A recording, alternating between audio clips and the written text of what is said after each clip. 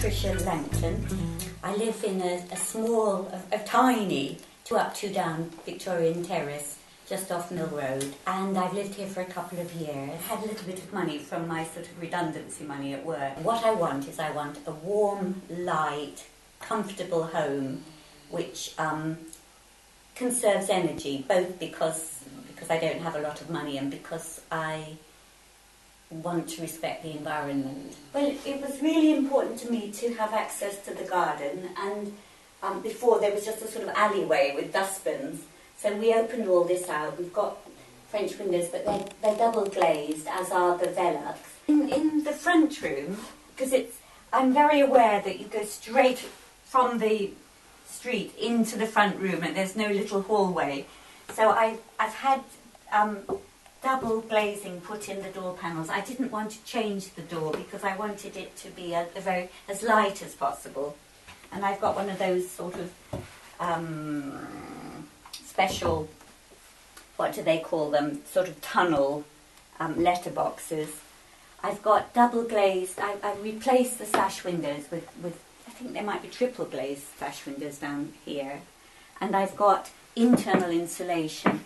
I could have had it thicker, but I was worried about losing, probably unduly. Probably if I thought again, I would go for it even thicker than now. But at the time I was worried about losing space in quite a small room.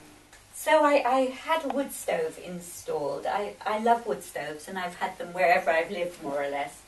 And it's partly just for comfort and a sense of perceived warmth in the winter, but also they are very effective, and I bought quite a reasonably powerful one in the hope that it would help to sort of permeate the house with warmth.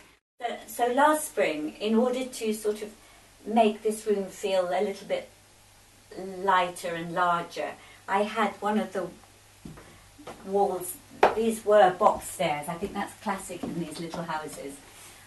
So you've walls on either side. I had one of the walls taken down and a balustrade put up instead. Last year I had solar panels put on my roof, and while the scaffolding was up, I asked that we have a light tunnel put in order to bring light into this rather dark central part of the house. So that's what's happened, and I'm very pleased with the result because I think it does do what it says on the tin. So when I came to the house, there was minimal loft insulation, and one of the first things I did was have more insulation put in the loft, and then I left it, and then sometime later I decided that I wanted double glazed windows, not just downstairs but upstairs.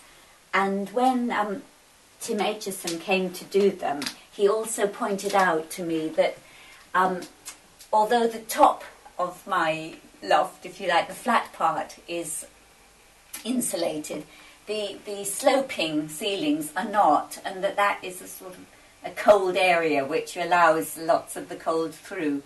So he suggested that I get those insulated as well. But we had to do that from internally rather than from the attic. So it was quite a large job, but again, hopefully very well worth it. So for me, I think the overall benefit of having the work done into the little house is that I can live here comfortably with peace of mind, using the whole house rather than just sort of digging into one room, because I know that the overall bills are manageable, and so I can live comfortably and easily and happily in my home.